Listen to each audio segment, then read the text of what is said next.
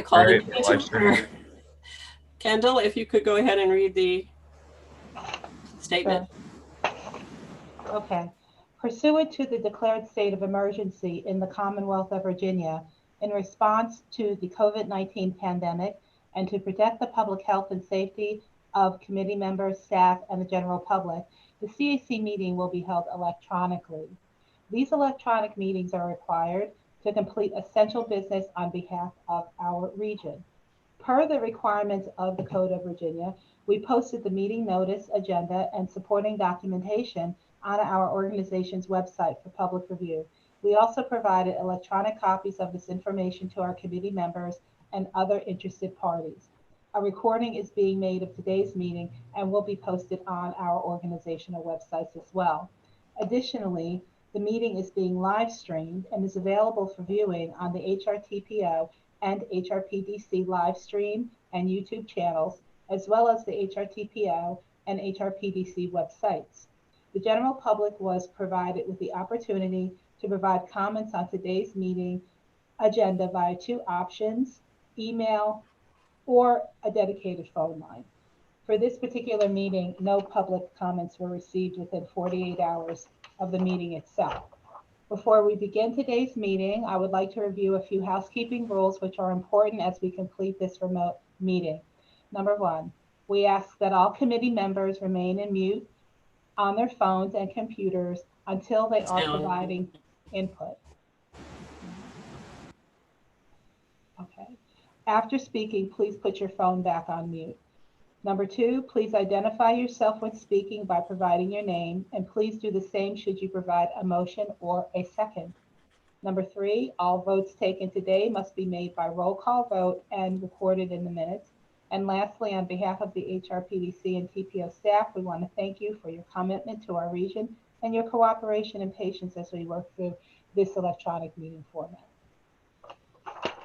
Okay, thank you very much. Okay, you've already said there are no public comments. Yes, ma'am. There are none. Okay. That takes care of 3 items. Okay, we need the approval of the agenda.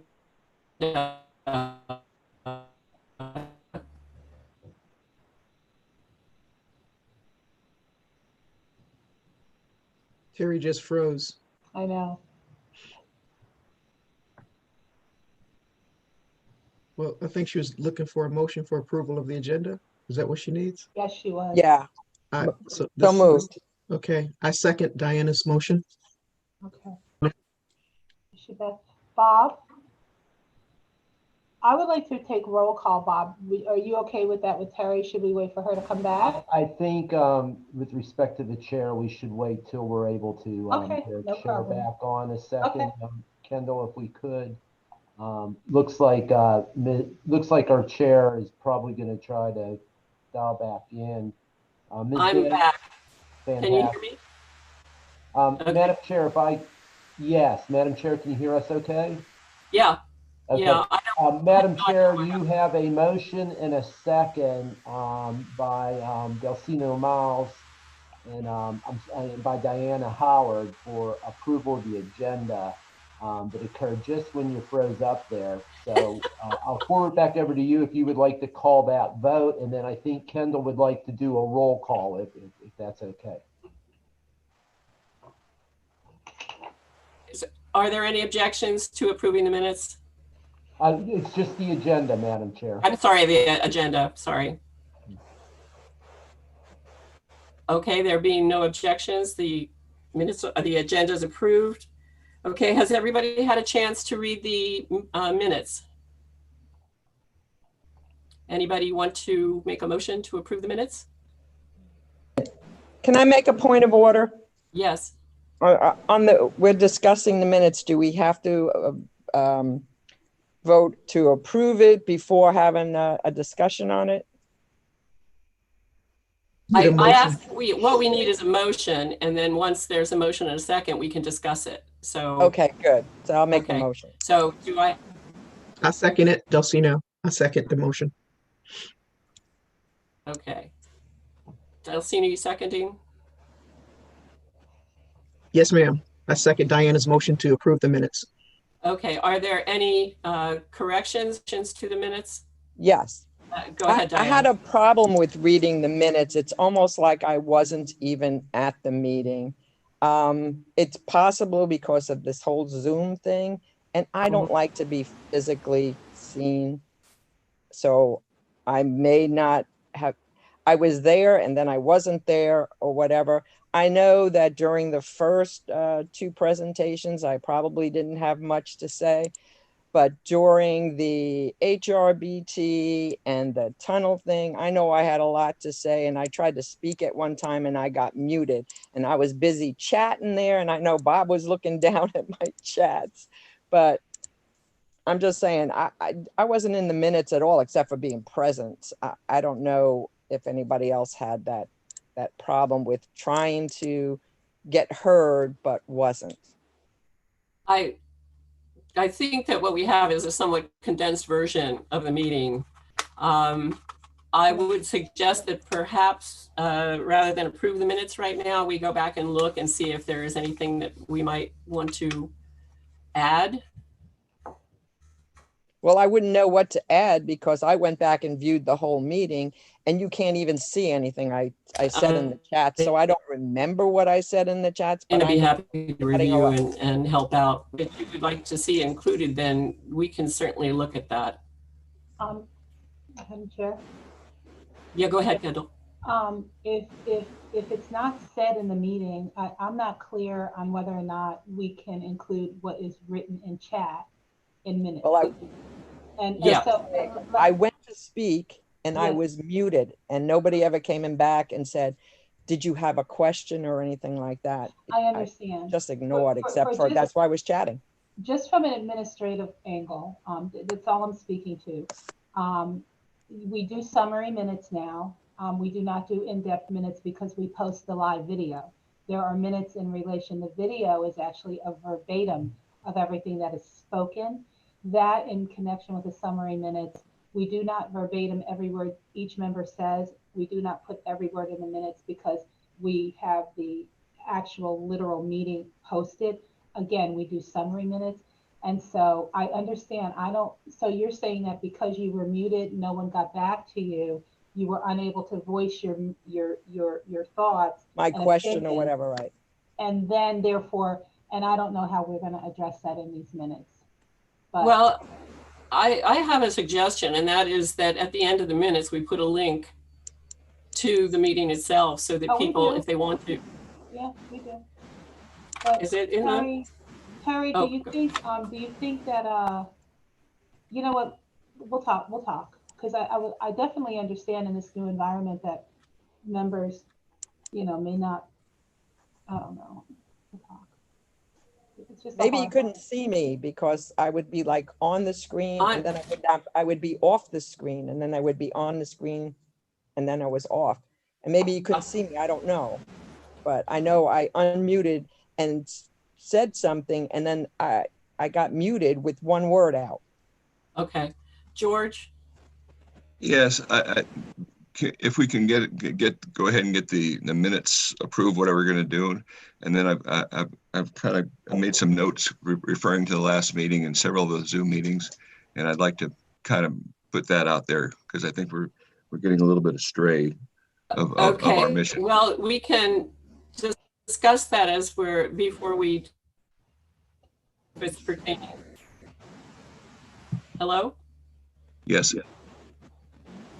Okay, I would suggest that be included in our conversation right now because Okay. that's related to this topic and we haven't finished the topic. So. Okay. The notes I kind of took to myself after the meeting was under the general area of general accretion of scope for the CAC, especially considering the infrequency of the CAC meetings, and I have serious concerns of the roles of the CAC expansion, our effectiveness, and our primary mission of monitoring and communicating plans to improve transportation in our region has already deteriorated. When it was proposed that the CAC expand into the review and providing input into plans to identify and correct areas of serious concern outside of transportation in our area, I initially bought into that. But that was when it appeared that we were actually going to develop a Pareto list of the top issues holding back progress in the Hampton roads. Those concerns would include transportation, poor schools, insufficient or low-paying jobs, constantly increasing taxes with little quality of life improvements to make the added payments acceptable, and talent and youth flight from the region.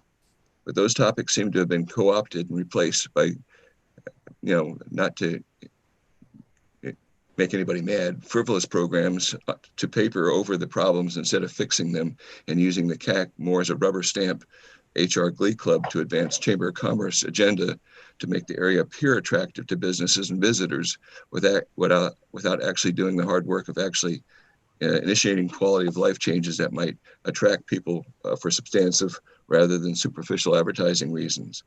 I see a twofold problem: the expansion of the CAC scope into areas that municipal public affairs people are already doing, duplication of effort, seemingly lending credibility to these efforts that really don't accomplish anything because their initiatives are all form over substance, and two, scattering the attention of the CAC, covering superfluous Chamber of Commerce advertising and failing to spend sufficient time on actual transportation plans, progress, and alternatives. How much of my frustration over the recent VDOT briefing on the details of the 2011 ERC contract details and the upcoming sale to another international consortium was due to the fact that neither VDOT, CAC, HRTPO, or HRTAC, or any of the regional leaders advising the HRPDC or Richmond have done anything more than anything that may have resulted in a recommendation that the Commonwealth terminate the commercial contract for convenience by buying the contract back into the contract holder. Now, I'll admit, most of you are well aware of the details, but I've only been on this commission or advisory board for a limited time. Had that been the case, and had I understood that the only effective way out of the contract was so valuable to the contract holder and so economically damaging to the people of Hampton roads over the 58-year life of the contract award, I suspect many of us could have ensured that the local populations that we're responsible for keeping informed would have known much more about the economic risk involved if the Commonwealth didn't do anything to terminate the contract and assume the burden of paying it off. And I'll just drop it there, but those are my concerns. Yeah, I understand. I do want to point out that part of our operation has to do with what is going on the HRTPO board and the PDC. That a lot of our agenda is determined by what they are dealing with, because we are supposed to be advising them on those things, which is not to say that we can't have our own agenda items, which we have asked for over time, and staff has responded as they can. Diana, you had something? Oh, I'm sorry. Okay. Diana, go ahead, and then Christian. Well, I kind of had the, a similar feeling to George, because it was like when we did 757 branding. When we first wanted to get on with the PDC and everything, it was the broadband issue, wind energy, what do you call it? Sea level rise. These were things that we were like, yeah, let's do that. But now we're getting stuff on, let's buy local, advertising, wash your hands, 757. When are we going to have presentations and discussions on the important things? Well, I think that's something we can work on. Bob or Kendall did. Oh, hang on, Christian, you wanted to say something, and then George. No, sorry for the confusion. I don't. Okay, George. Yeah, the broadband issue, if I may, for Suffolk is turning out to be a major issue now, and we haven't addressed that in like 9 months. We're hearing rumors that the school district won't put out any numbers and won't tell anybody. And when someone put in a FOIA request, they says, we'll answer it, but it'll cost you $3,000. The rumors are that over 40% of the students in the county of Suffolk, which is, as you know, 430 square miles, aren't even logging in because they don't have capability of logging in. So they're essentially denying up to 40% based on, again, anecdotal information, because no one's going to put out anything and our city council hasn't asked for it, are being denied in education, and they're not going to catch up from that. So, the broadband issue is really now looms much bigger than it did when it was first presented. I'll drop that. Okay. I'm going to suggest that we go ahead and approve the minutes. Go ahead, Diana, one more. Go ahead. You're muted, hon. Diana, you're muted. Okay. Sorry. Yes, we can go ahead and approve the minutes. I made that motion. Delcina already seconded, so I guess we can go on with that vote. But I just wanted to say, if the agenda is going to be based on what the PDC and the TPO are currently discussing, I make that motion that we go back to the one I had made many times, that we meet monthly and not, every other month or whatever it is. Okay, well, we already have a motion on the table about the minutes, Yes, so I would suggest that we address the agendas and setting the agendas at our next meeting, perhaps, with additional information from everybody and additional information about what is happening on the PDC and TPO and where we might best serve them. So with that in mind, can we approve the minutes? Everybody in favor of approving the minutes as they are? Aye. Aye. Aye. Any objections? Okay, the minutes have been approved, and we will pursue the agenda issue and include that in our next agenda so that we can deal with the concerns. Yeah, Kendall? I do, thank you, Madam Chair. Mr. Mears, I just want to say to you that I respect, we respect your commitment, and this goes for all of you, but you're one of our newest members, your commitment and your time. We know that all of you take this seriously. We don't want the CAC to be a glee club. We've been building the CAC for 10 years, and we've done some very serious work. And granted, since the expansion to the PDC, there have been growing pains. We're figuring everything out. At first, I just want to say historically that when the CAC first started, the things that were presented from the TPO side kind of were like that too, because we had so much to put in front of you. It took a while before it kind of leveled out. I'm going to ask each one of you to stick with me and don't leave. We'll work this out. I understand exactly what you're seeing and why I get it. I see it from your perspective too. Just know that we're doing our best and that this is important, and that we encourage you to always bring these things up, and we will work with you to address it, because your lens is critical and we don't want to lose you at all. We don't take you lightly, and we're not trying to be I understand. I know, and we're not trying to be frivolous, but I understand. I hear you. Okay. So thank you for saying something. Okay. Yeah, Mark? Unmute. Doing it. Thank you. I would recommend that prior to a scheduled meeting, let's say 2 weeks before, there should be a solicitation for Absolutely. agenda items. That's fine. I think that's something that is, there are occasionally those things that do come up that people ask for, and the staff does try to meet those needs. But I think we need perhaps a more standardized program for dealing with that, a better way of doing it that everybody can work with. So that is certainly something for us to consider as we move forward and try to figure out our best way ahead. So thank you. We now are going to do a review of the bylaws and Robert's Rules of Orders, only Robert's Rules first. I was looking at past meetings, as I said in my email, and there is a difference between a Zoom meeting and an in-person meeting, but there are also basic rules that we really need to function by. And it became pretty obvious in the last couple of meetings, especially, that we probably could all use a little refresher course in Robert's Rules, and Robert's Rules are kind of new to some people too. So there are those of us who've been working with them for 30 years, and there are those of us who just have been working with them for 30 days.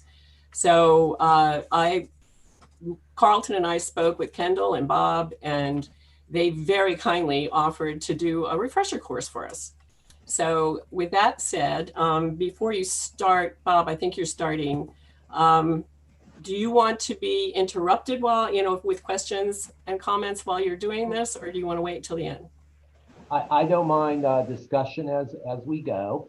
If I Okay. could recommend, Madam Chair, and I beg your forgiveness on this, but I do think it's important to do a roll call so we make certain we have a quorum of CAC members, and then I know we have a 1 or 2 call-ins so that everybody knows who is on the line. Could I suggest that Kendall do that roll call of CAC members, please?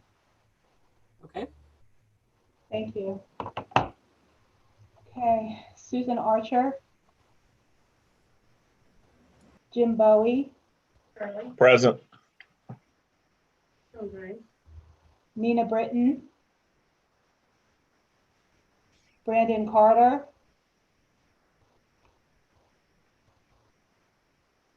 Lamont Curtis. Terry Danaher. I'm here. Mark Gadilja Hello. Kuchowski. Present. Did someone just speak? Yes, ma'am. Excuse me, Kendall. This is Brandon. I'm not sure if you caught me.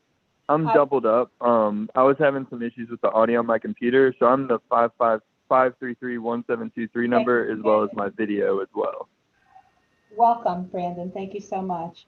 Carlton Hardy. Present. Gary Harris. Diana Howard. You're muted. Diana Howard. Oh, she's muted. Diana, can you unmute and declare yourself present? I'm having trouble trying to find out where to unmute. I tried it at the bottom of the screen and it didn't work. I had to go up to my picture, but I'm here. Diana, I have found on my system that if I hit the space bar, which is real quick and convenient, that unmutes you. And when you release the space bar, it remutes you. So you can just push it down, talk, and then let it go. Didn't work. It doesn't work? Okay. Hold on. Space bar. Yeah, Can you hear me? I can hear you. Space bar.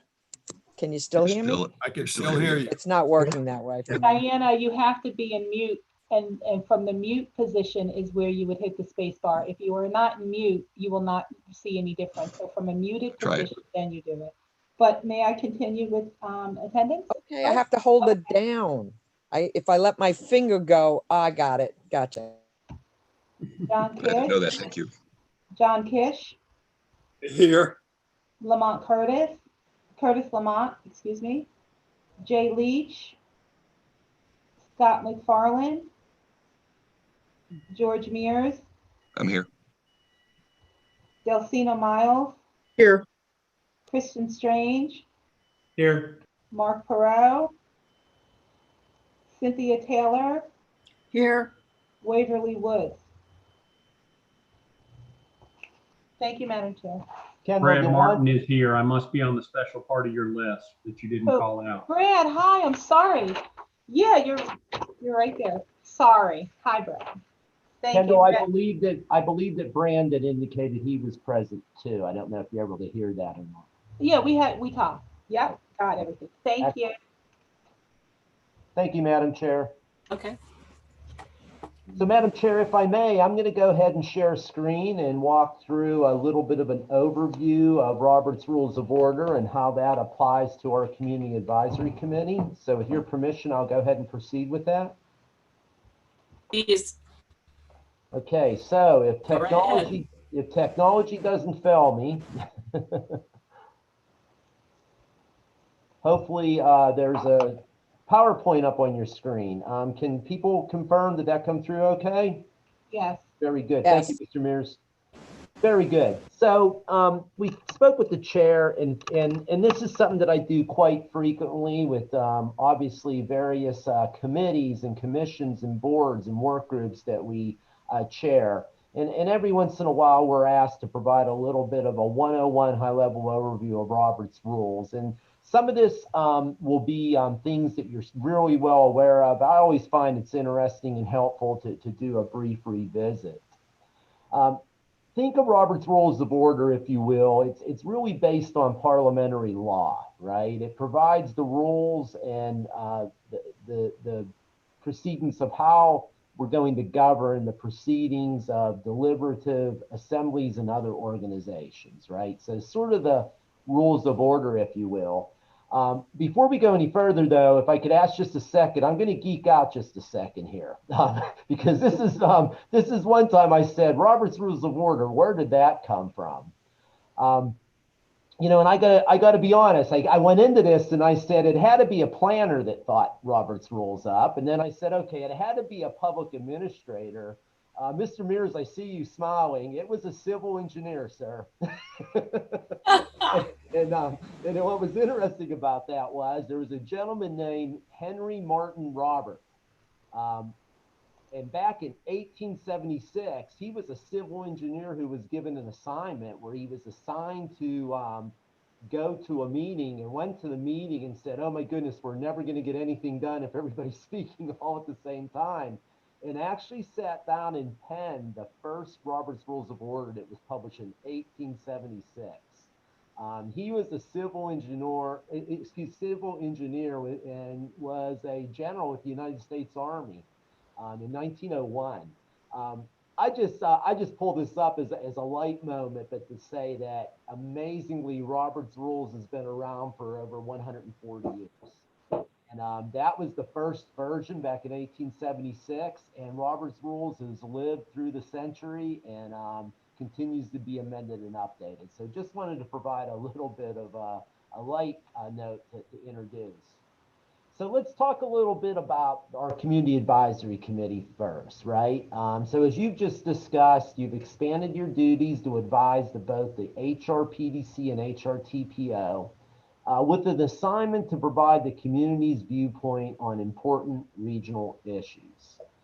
You serve as a strong advocate for our region. Many of you talk about listening to your neighbors, listening to community groups, and bringing their voices forward to be heard by regional leadership and decision makers. So a really important role that our CAC plays for us. And I think that the hallmark of and the strength of the CAC over the decade that Kendall's been working with you is it's always been a place for all viewpoints to be heard, discussed, and considered in a respectful and organized manner, right? It's that diversity of input, opinions, and perspective that really allows you to have the type of critical conversations that are needed to provide input to our community and to our elected leaders. Now, in terms of parliamentary procedures, you have bylaws. The CAC has bylaws, and your bylaws indicate that Robert's Rules of Order will be used to conduct your meetings, which leads us to today's overview. So as you think of Robert's Rules of Order, the first thing that I think we sometimes lose sight of, and I'm speaking to myself a little bit. I've all sat on committees that Robert's Rules is used, and we always think, well, Robert's Rules constrains or limits me. But the first thing to really remember is it protects your rights as a member, okay? As a member of the CAC, you have the right for the majority of the CAC to decide. So if you're taking a vote, Robert's Rules protects the majority of any assembly to decide or make policy or decisions. It protects the right of all viewpoints to be heard and considered, and it protects the rights of the individual member. And you have some rights as CAC members. Number one, you have a right to attend all meetings, right? We can't call you up and say, sit this one out, right? You're a CAC member, you have a right to attend all meetings. You also, as a CAC member, have a right to make motions, which are formal proposals that require action of the group. You have the right to participate in respectful debate and express your viewpoints. You have the right to vote, and you have a right to call for a point of order, as was done earlier in today's meeting, when you think that perhaps there's a process that needs to be considered. So Robert's Rules protects your rights as individual members. Now, before we dive deeper into Robert's Rules, let's talk about our CAC and our officers. You have two officers that are appointed to lead the CAC. One of them is your chair, of course, Ms. Terry Danaher serves as our chair at the moment. And the second is your vice chair, Mr. Carlton Hardy, is our vice chair of the CAC at this moment. And while we tried really hard to sign Ms. Danaher up for another 10 years, I think the time will probably come where she tells us, Bob and Kendall, I've had my share of time. And but all kidding aside, there will come a time where we'll need to think about next chapter of chair and vice chair. So just wanted to give this as a little bit of a kickstart for that. So the CAC chair. The chair of your community advisory committee is actually appointed by the chairs of the PDC and the TPO, right? So right now our PDC chair is Norfolk City Council member Andrew McClellan. Right now our TPO chair is Hampton Mayor Donnie Tuck. The chairs then are appointed by our PDC and TPO chairs for the CAC to serve for a 3-year term. And as chair of the CAC, Ms. Danaher has the customary duties pertaining to the chair position, which include managing meetings, signing CAC documents that you approve, and performing further duties that might be assigned by the PDC or TPO. Let me give you a prime example. When the HRTPO decided to join or form the Elizabeth River Crossing or ERC task force, they asked Ms. Danaher to represent the CAC on that task force. So, you know, there can be other duties that come from those chairs at the PDC, the TPO, that they'll request of our Community Advisory Committee chair. Now, the chairman's role is first to maintain order in our meetings, to enforce Robert's Rules of Order, which I'm going to go through in a little more detail, to make certain we're operating in an expedient and impartial manner, to conduct business in a calm and objective manner, and to focus the group and not allow irrelevant discussion, right? So if you're having a great conversation about broadband and I start talking about my Pittsburgh Steelers, right, the chair can gavel me out of order, right? So Bob, you know, get back on the point. So, you know, many times as we get into conversation, it's important to have that quarterback to lead us through those discussions.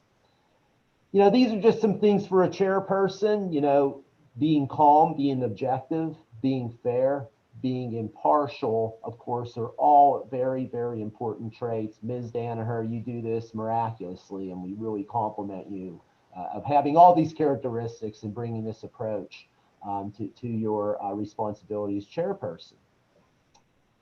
On to our CAC vice chair. The vice chair, of course, must be a CAC member according to our bylaws, and in the absence of the chair, performs the duties of the chairperson. So if Ms. Danaher would not be able to make today's meeting, Mr. Hardy would step in and assume those responsibilities. The vice chair reports to the CAC chair. So if Ms. Danaher wanted to provide an assignment to Mr. Hardy as vice chair, they would be able to have that conversation. Now, here's the difference. Your vice chair is elected by CAC members. The chair is appointed by the chair of the PDC and TPO. The vice chair, you all as CAC members appoint via vote, okay? It's elected by this chair, this group of Community Advisory Committee members.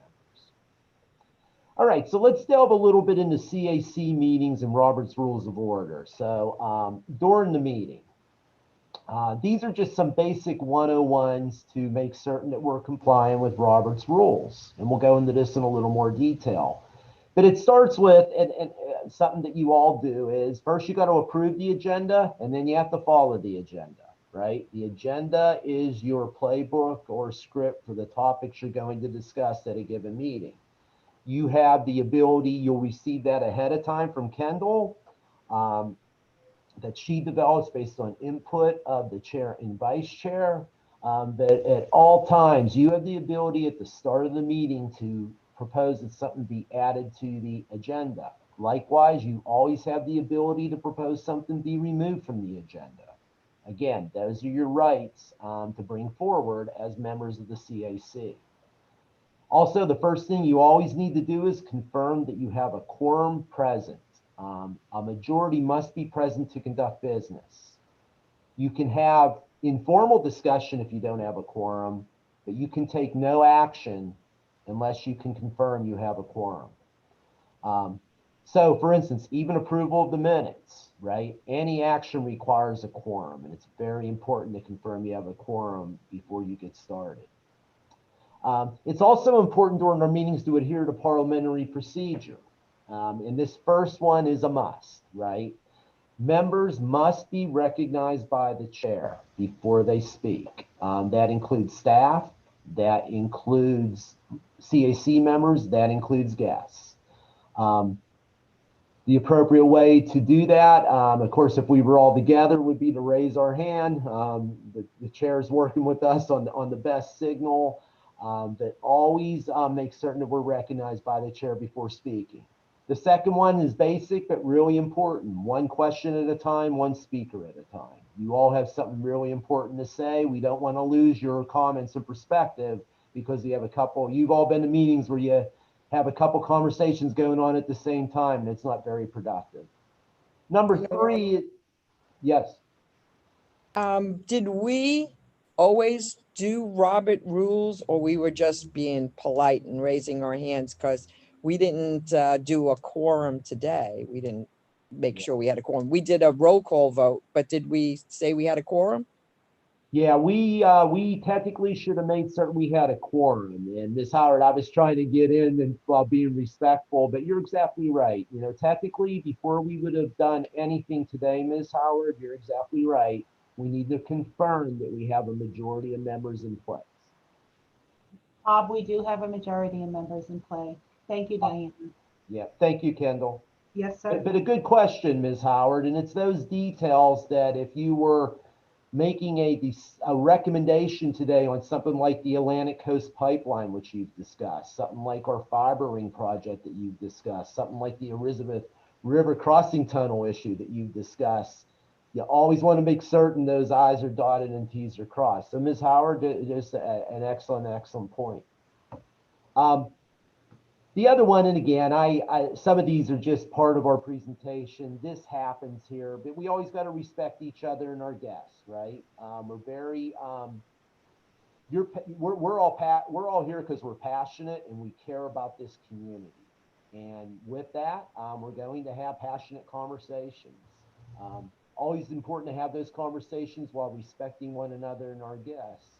And, you know, the vote on any items that are brought up before our assembly, which in this case is our community advisory committee. But the one rule that I've heard many people talk about is I've watched at the General Assembly and other places.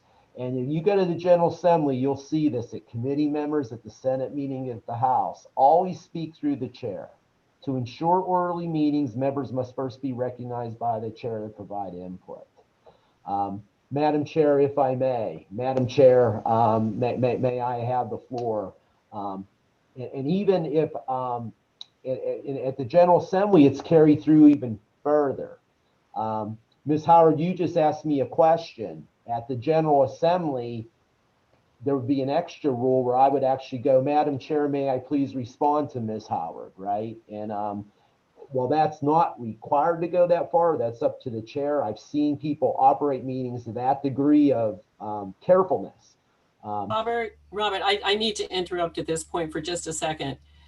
I couldn't see, and this is part of the problem with the Zoom, when the screen is being shared, especially, there's no way of knowing. I have no signal. This may be resolved by co-hosting the meeting. Yes. With Kendall, but at the moment, whoever is presenting is going to have to do that. You're recognized because I can't tell. Yes, and Madam Chair, I will. You're exactly right, and I will cover that for you. Thank you. So we can do that. Absolutely. Okay, now there will be times, of course, where you will want to make motions. You're going to want proposals to be considered by this body. So that this body can take action and provide recommendations onto the PDC or the TPO board for consideration. I'll talk about that a little more, but that typically starts with, if I have an idea, I would, Madam Chair, I have a motion that I'd like to be considered by the Community Advisory Committee. And when recognized, yes, Bob, please proceed. I move that and I state the motion, right? I'll go through that protocol from there as the chair will ask for that second. And then after a second, the motion can either be voted on or it can be discussed.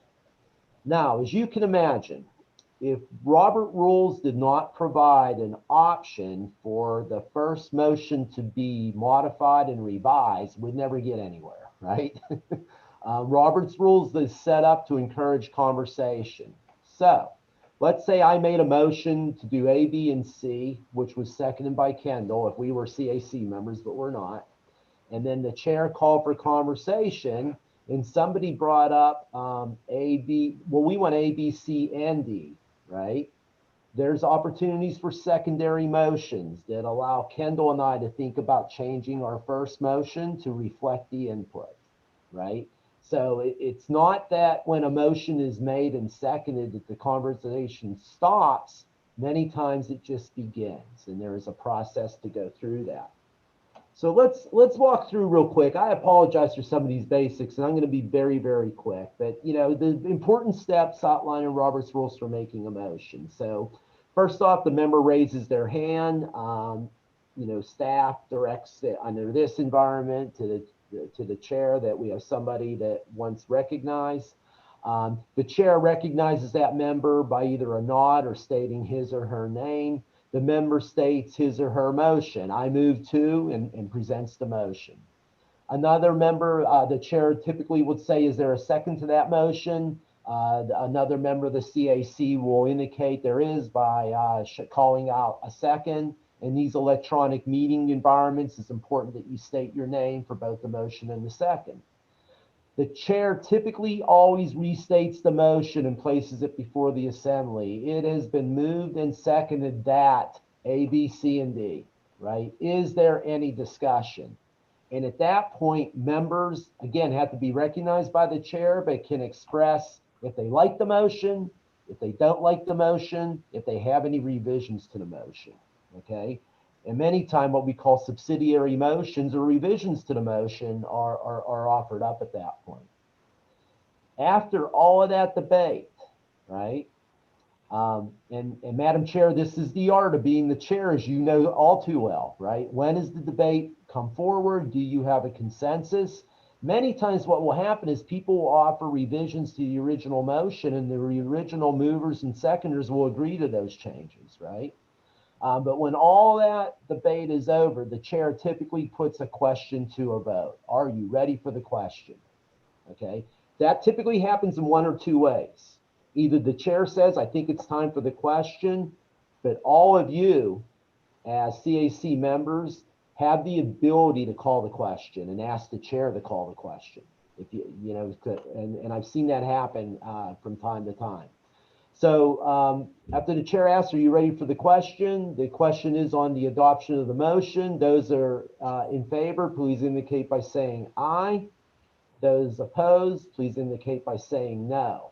Under these electronic meetings, what we would do, Madam Chair, is you would call on staff. We would call the members' names, and each member by roll call would vote yes or no. That's now required by state law. Mr. Crump.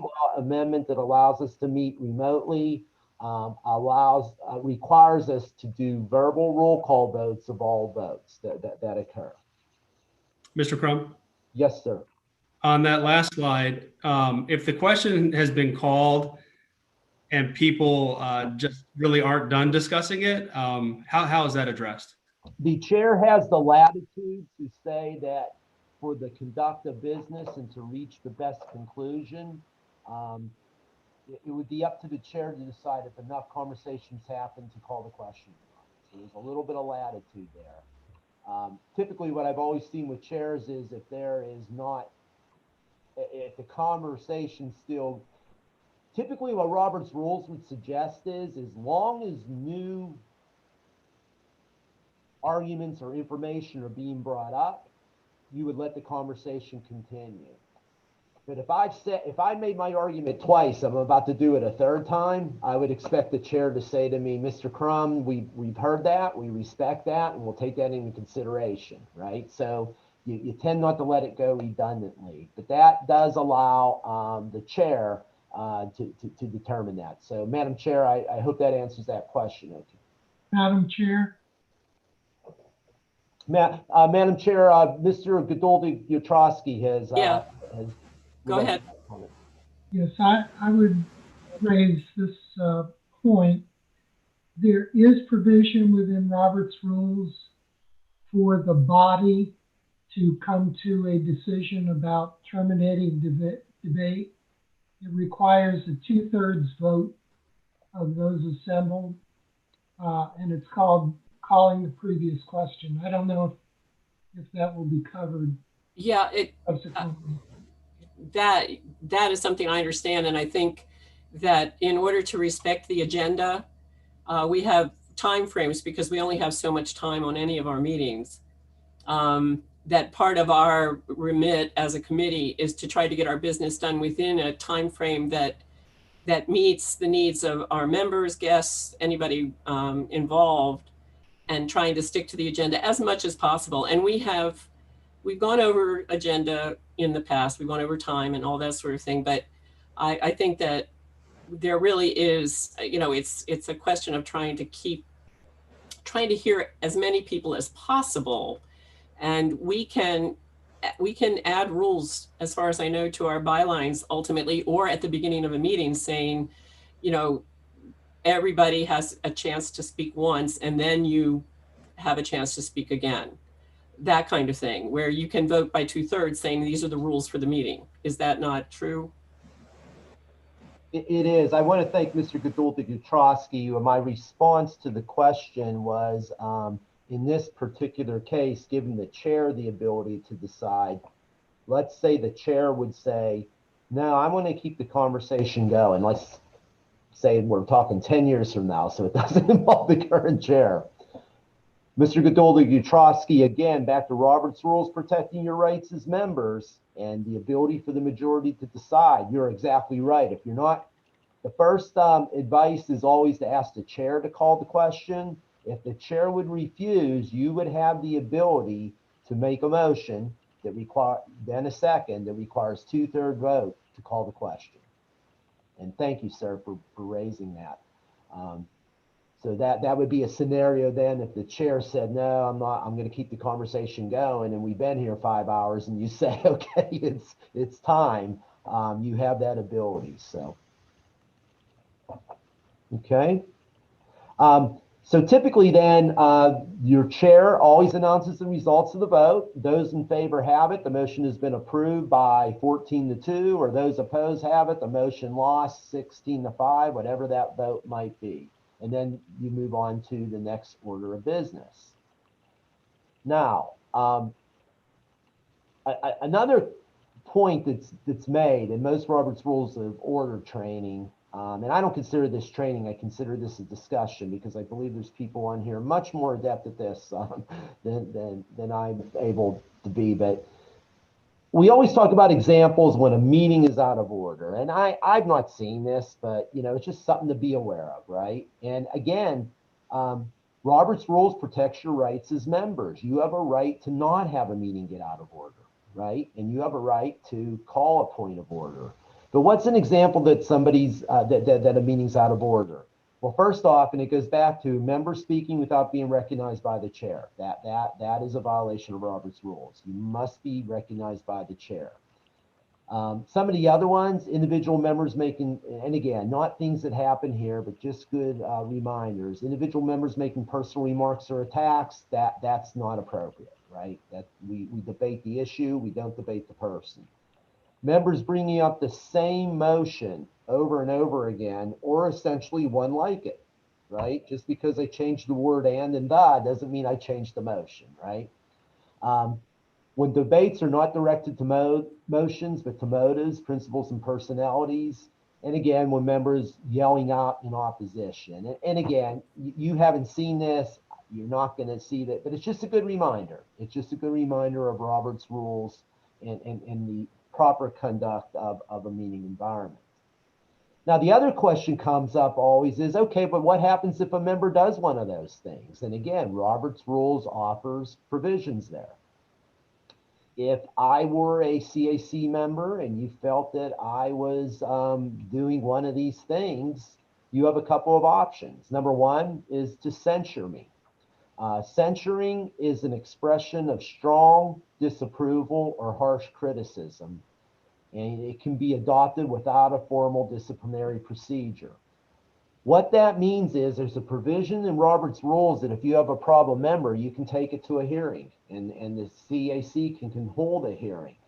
If you want to censure someone, if you wanted to censure me as a CAC member, you can do that without that disciplinary process. You can say, Bob, Delcino can make a motion that Bob's wearing bad ties to meetings since she picked on me for my tie. I'll use that one.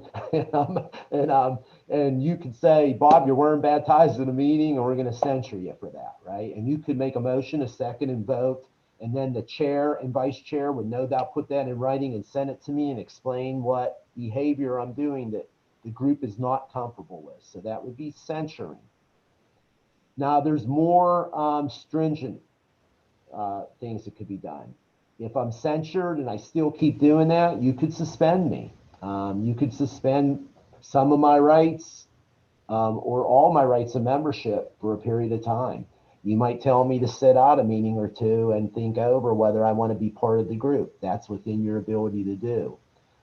Removal is obviously much more serious and would involve bringing in the organization attorney, would involve what they call a trial or a hearing where, you would present your case, the member causing the trouble would present theirs or alleged to be causing the trouble.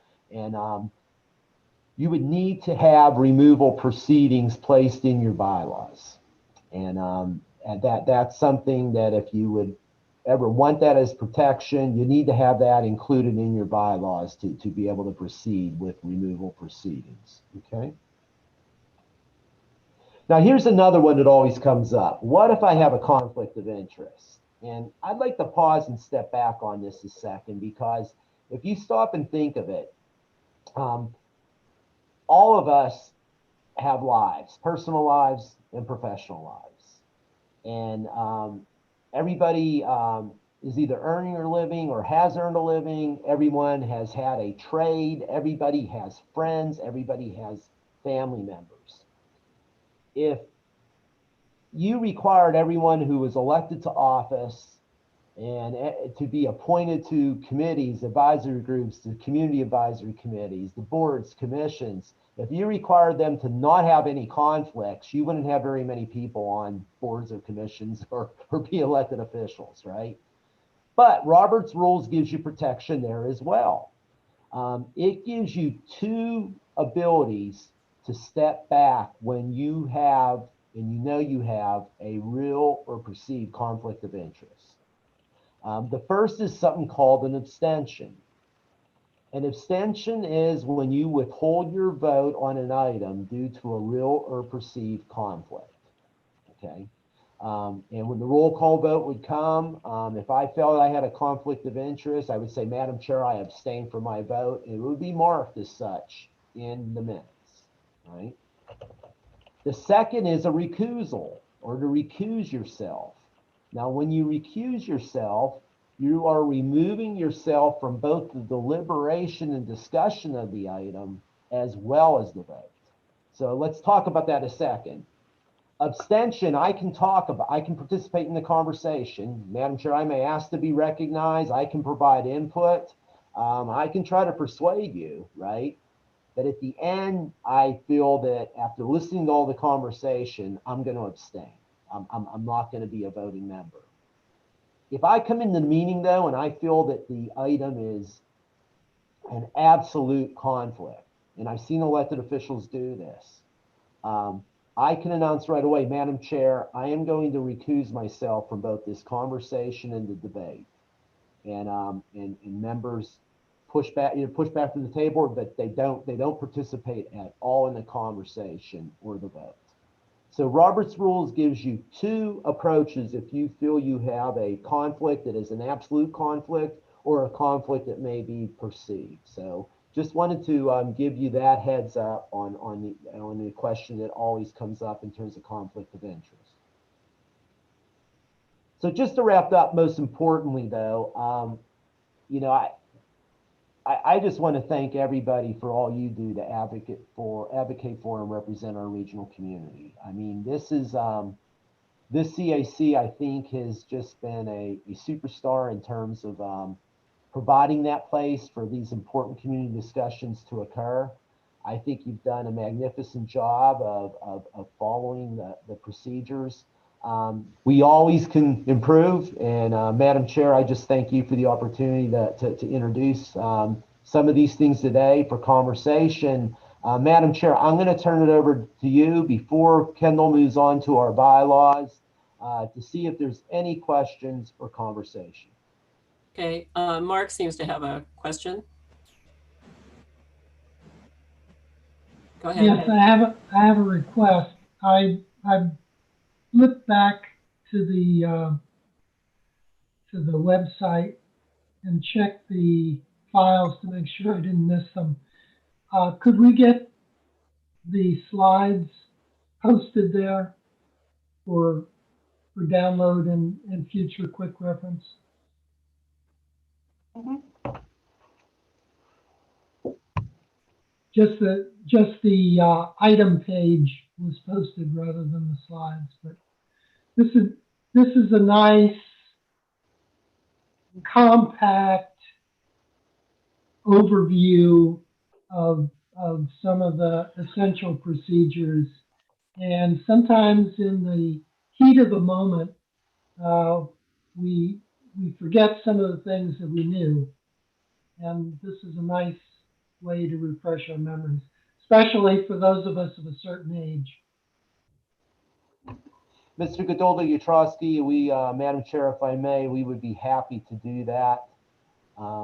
And Madam Chair, I also want to say, I apologize. I was zeroed in on the talk and just had a chance to check the chat. And Ms. Howard, I want to apologize if I was coming in and out a little bit. I'm going to move up a little closer to the microphone there. Madam Chair, I believe that Ms. Howard was trying to be Yes. recognized before Yes. I spoke. Yes, she was, and she's next, and then George had a question or comment. Diana, Okay, am I on? you're am on. Yeah, I you're wanted to ask a question about the abstention and I forget what the other one is because that Refusal. screen is up. Yeah. When you do one of those things, do you have to say why you are doing that? What your conflict of interest is? Yes, Madam Chair, Ms. Howard, if I may, yes, technically, what I see most times when somebody abstains or recuses himself is that they do make that announcement. So for instance, I was at a meeting once where we were discussing a project of Dominion Enterprises. And an elected official announced that they had stock purchases in Dominion, and for that reason, they were recusing themselves, right? I've seen other elected officials in other places that I've worked, not in Hampton Roads, indicate that an item came forward on a development plan and they had a relative working for a company, okay, and they were recusing themselves. So typically, in the spirit of transparency, you do announce the reason for, you don't have to get into excruciating detail, but you announce the reason for the conflict and the to abstain or to recuse yourself. I hope that answers the question.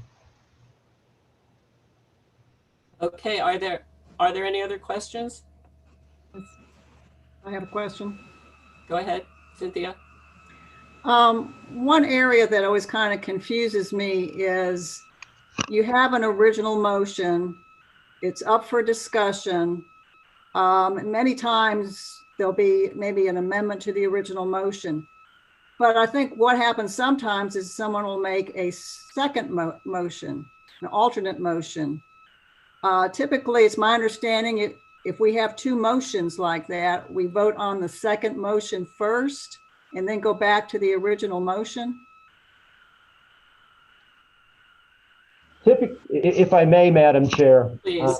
typically what I always advise the chairs that I work with, and Ms. Taylor, what an excellent question, because it does become quite difficult.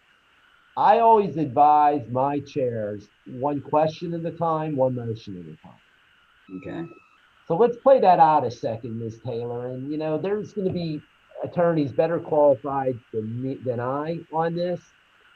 But typically, if I were to make a motion and it was seconded, and somebody tried to get me, say, I'd like to propose a friendly amendment. And I just said, well, that's not too friendly. No, I'm not going to change my motion. Typically, someone would many times make another motion in a second.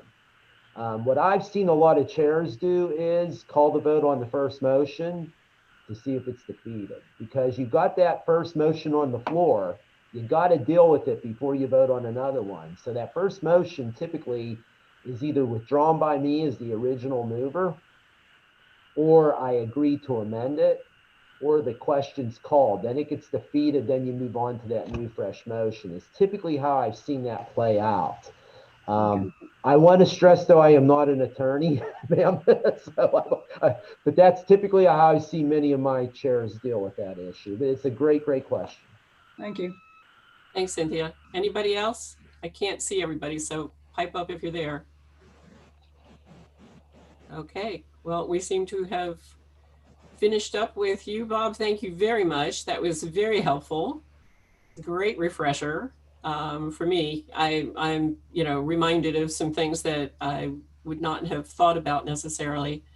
Kendall is now going to talk to us about the bylaws, and we are a little bit past our time frame, but and we could handle our bylaws, changes to the bylaws. In fact, we will be looking at our bylaws because we formed them a year or so ago when we took on the new PDC duties, with the understanding that we would revisit them after we dealt with them for a while, because we changed them to the best of our ability. So Kendall's going to give a presentation about what the bylaws currently are. And if you have, again, Kendall, I'm going to ask you, do you want to be interrupted as you're speaking or at the end, and keeping in mind that I can't necessarily see everybody, so you may have a better vantage point than I do in terms of people asking questions. And then if, as we go through, if there are suggestions, I would suggest that we put those into the next agenda or that they be handled by staff and then brought to us at the next meeting. Do people understand what I'm saying here? Yeah, because there are bound to be some questions and comments here, and I don't want to lose anything, but I don't want to lose people either as they walk away from the table because it's 2 o'clock. So we'll keep it going as much as we can with the understanding that these things will be dealt with for sure, especially since the agenda items came up earlier today. Okay, Kendall? Madam Chair, Yeah. let me say that actually the way that I organize this presentation is just to highlight the different subject areas, different areas covered in the bylaws, just so that people can know what's covered.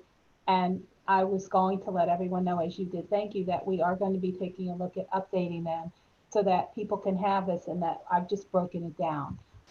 There are no, I'm not, you'll see, I'm not mentioning any potential changes. It's just, this is what's in our bylaws. This is what's covered. Very 30,000 feet. It's for you. Over the next couple of months, we'll be looking at the bylaws and we'll come back, but we want you to know every section. This is going to be easy. With regards to being interrupted, I cannot do the presentation and read these questions here. Therefore, I would ask that we wait until the end. My presentation is 5 hot minutes, so I have an eye on the clock as well, okay?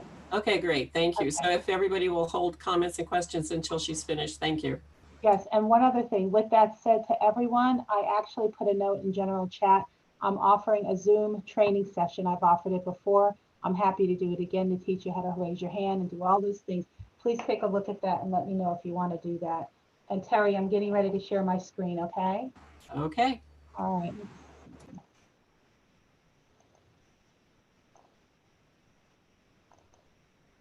Okay. Can you tell me if you see that? Okay, you got, what's going on? Yep, it's not full screen. Can you see that it's not? Okay, hold on a second.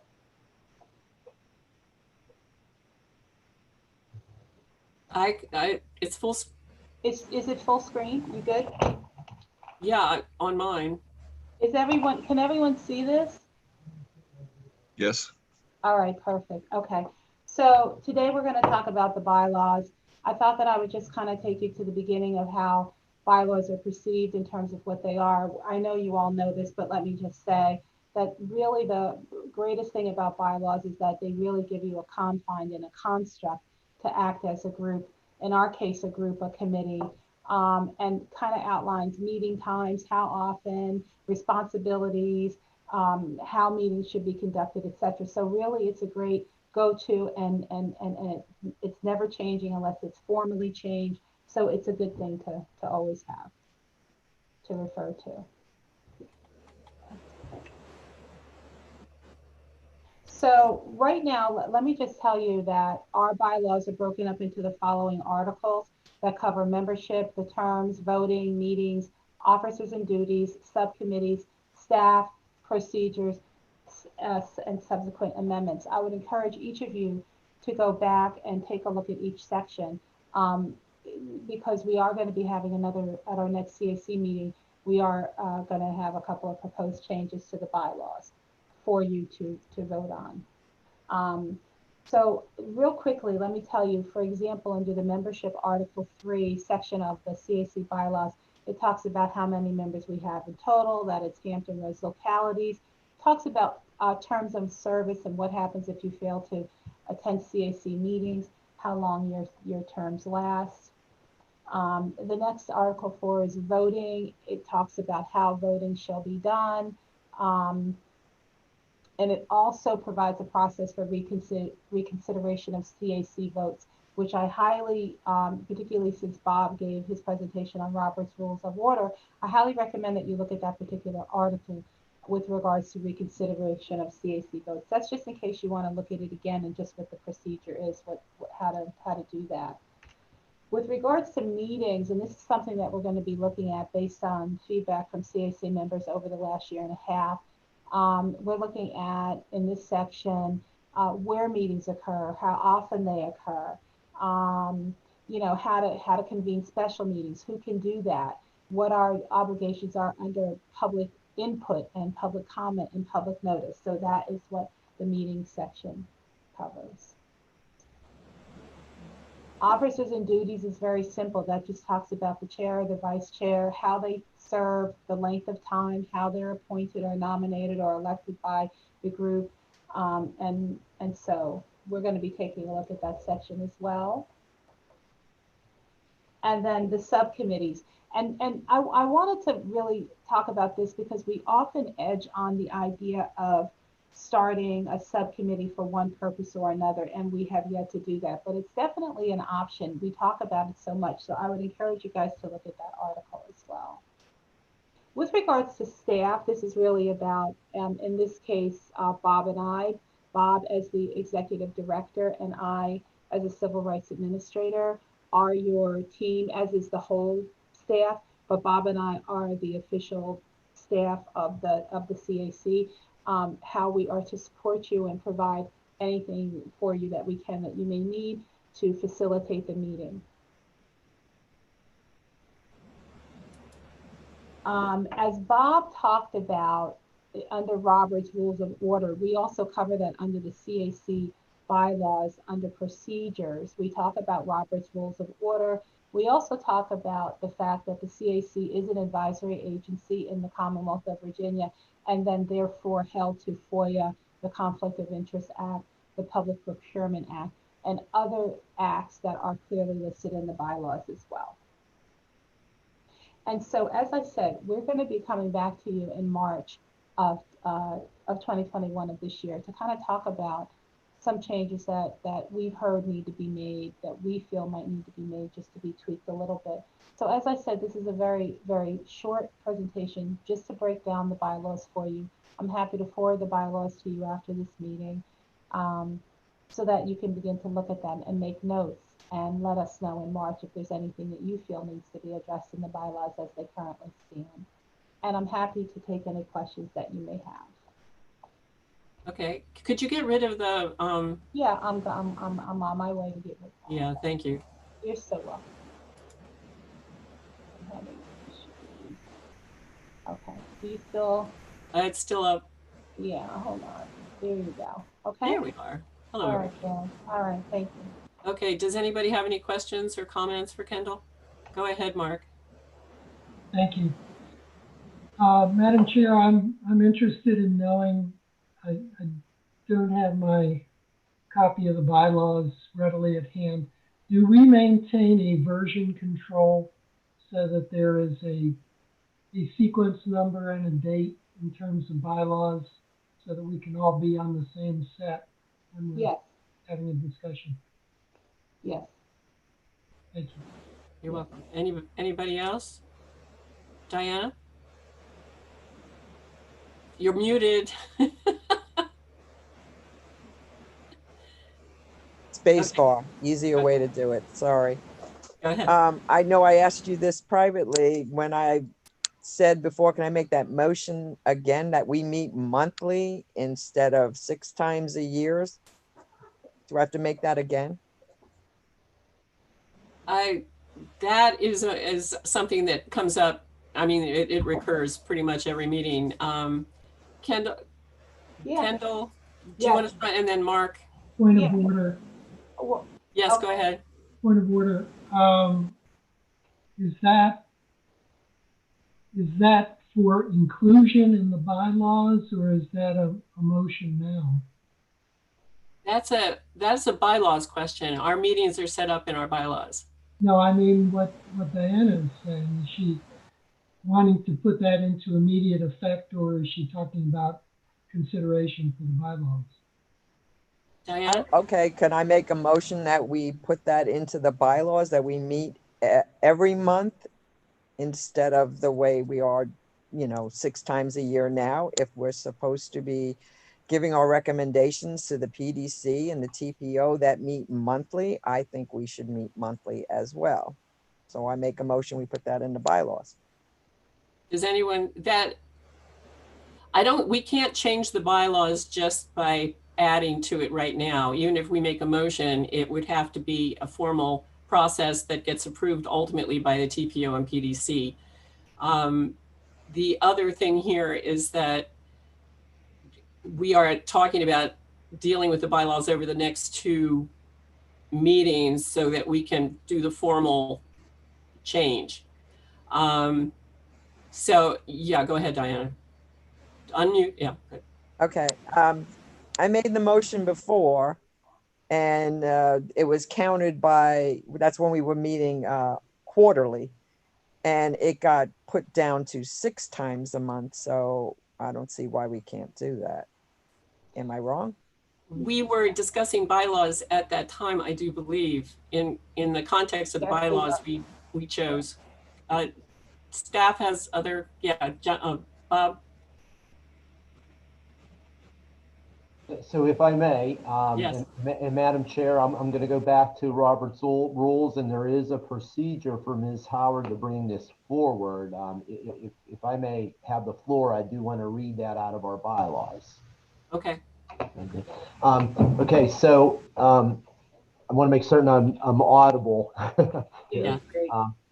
Any CAC member may propose amendments to the bylaws by placing such proposed amendments in writing before the CAC at a CAC meeting. Okay. No vote shall be taken on the proposed amendments until the meeting that follows the meeting at which the written amendments were provided to the CAC. The public shall also be provided access to inspect the proposed amendments. Approval of the amendments require 2/3 of the vote of this body, as well as approval by both the PDC and TPO boards. So let me, having gone through that, let me try to put that in plain English. So Ms. Howard, you would have the ability to take what you just articulated, place that in writing, and submit that You could provide it to Kendall to send out to the agenda next month, as well as anybody else with any proposed bylaws amendment. It wouldn't be able to be voted on next month because you'd want to give the CAC time to review it and the public time to comment, but it could be voted on at the next meeting after that. If 2/3 of this group approves it, then it would go on for consideration for approval. It would need approval by both the TPO and PDC boards. So, Madam Chair, thank you. I just wanted to voice that out of the bylaws, ma'am. Thank you. Thank you very much. And I do want to point out that the PDC and TPO meet, I believe, 10 times a year, not 12. Not 12. So that's something you might want to consider in anybody. And okay, are there any other questions or comments? Yeah, George. I would probably just more of a question. The 10 times might make more sense, but we're also, I'm asking that we look at the scope of our work, and if it's, expanded so much, that should dictate more meetings, whether it's 10 or not, that's up for discussion. But right now we're too watered down to focus on the important issues in my opinion. But that's just a discussion. Thank you. Thank you. Mark, did you raise your hand? Okay. Carlton, did you have something you wanted? Okay. Yeah, go ahead, Kendall. Madam Chair, very quickly, Mark, I just want to tell you that the last bylaws were updated and I want to apologize to all of you. I neglected to say the last bylaws were updated in March of 2020, and we have a chronological list of every bylaw with every change in our archival files for each of you to see as well. So you'll see the iteration of the bylaws over the years. Mark, I think that was the nature of your question. So that, yeah, you'll see that the latest one is posted. And again, I'll be happy to forward that to you. Thank you, Madam Chair. Thank you. I do want to ask if people would like to take an opportunity between meetings to send in writing to Kendall so that they can be presented in writing at the next meeting. So that would solve the first, that would meet the requirements of the first bylaws activity. That if it's in writing and it's out there, then we can see it at the meeting and then it could be voted on the next time around. Would that work for people? This is as opposed to each individual writing it down and bringing a piece of paper to everybody, or in this case, linking it. It would all just go through the office instead so that it could be done in an organized manner. Does that work for everybody? Yeah, George? Terry, just to clarify, would Kendall be taking those recommendations and sending them out to the rest of us so we'd all see it before the next meeting? Before the next meeting, yes. It would all be in writing. You could see it and then it would be presented at the next meeting. Does that work? Does that meet Mr. Crum? Does that meet Robert's Rules requirements? Okay, I just want to make sure we're there. Okay, if that works for everybody, what we can do is also send out a message, because not everybody is here, saying we're looking at the bylaws. We've been working with them by March, for a year, and we're trying to review and update as we need to meet the needs of our committee and our boards. Okay, does that work? Okay. Well, thank you, Kendall, very much. You and Robert Crum have done a great job. We now have a presentation on the legislative agenda, and that again is Mr. Crum. So please take over. Thank you.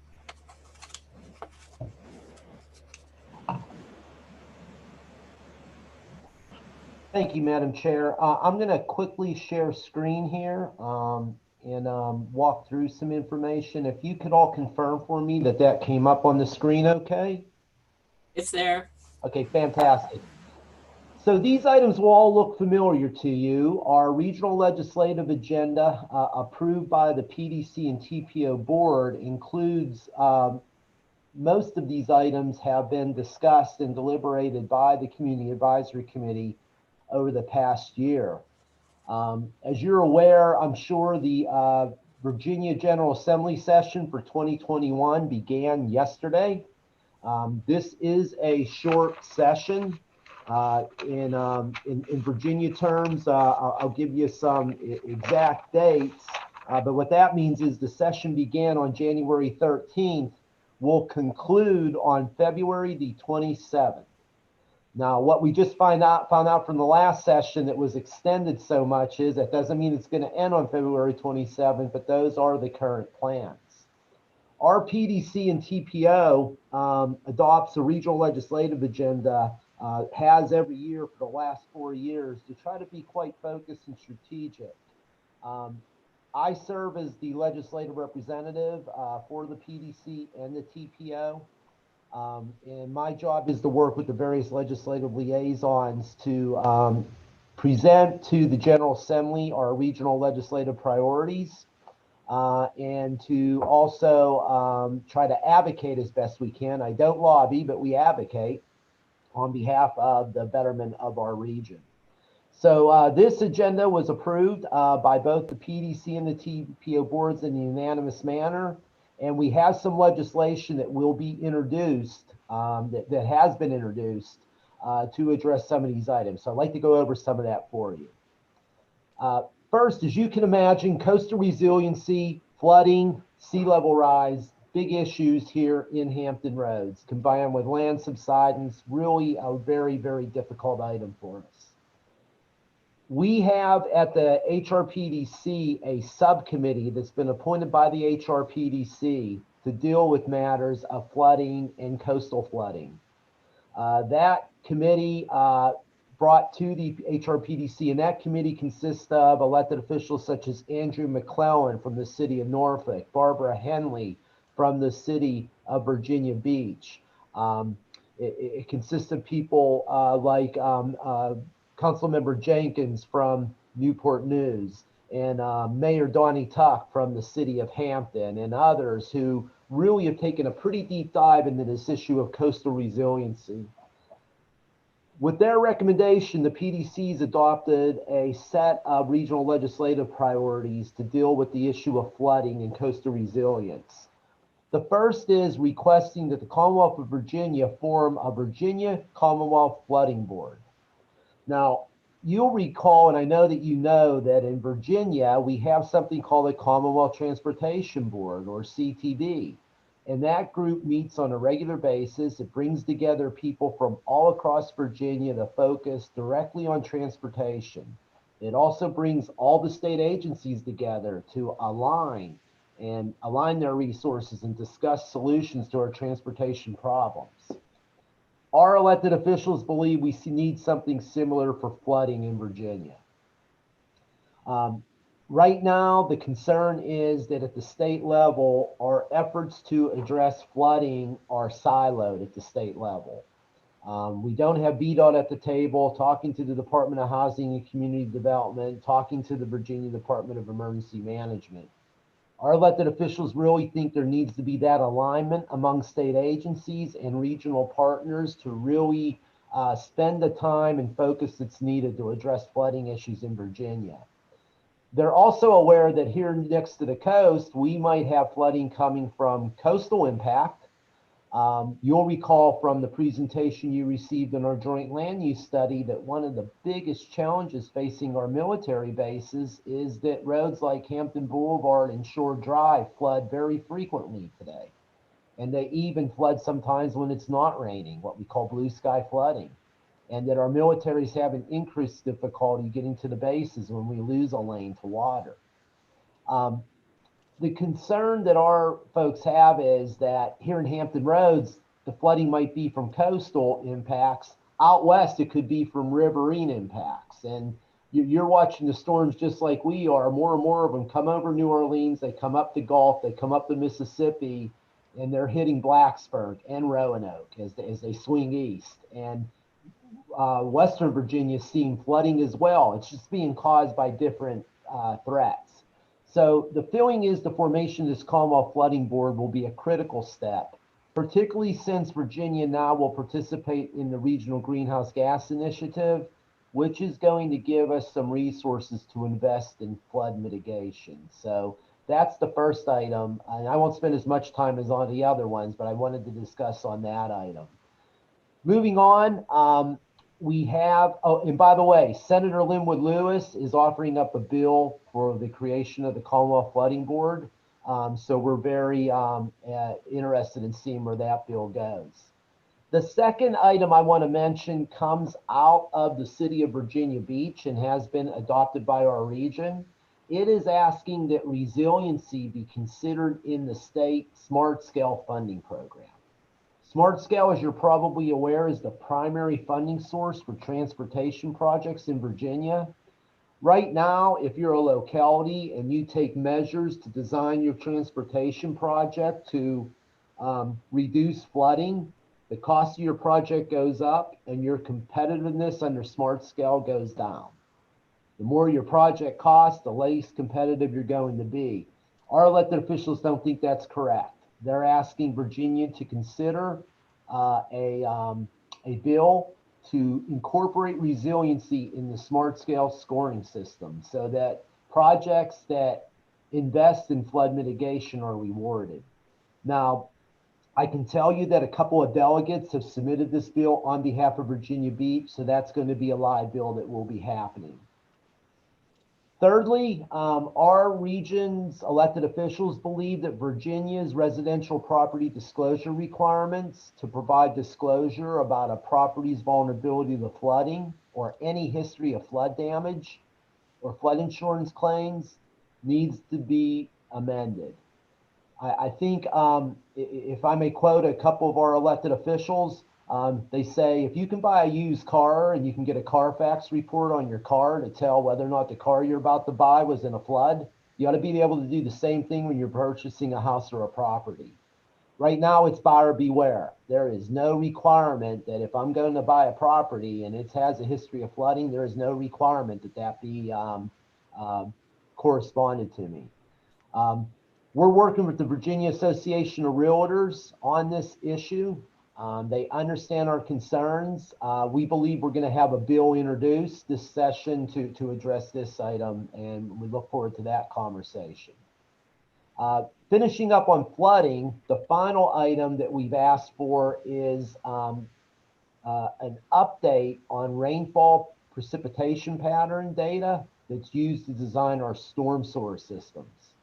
Right now, the report that's utilized is called Atlas 14. It's prepared by the National Weather Service, and it is that report that is used to design our storm sewers. That report predicts our rainfall patterns. It's not been updated since 2006. And as you know, our rainfall patterns are changing. Virginia Beach has done some exceptional work with a consultant, and what they found is that Atlas 14 is 20% too low. So Virginia Beach is starting to design their storms sewers based on Atlas 14 standards plus 20%.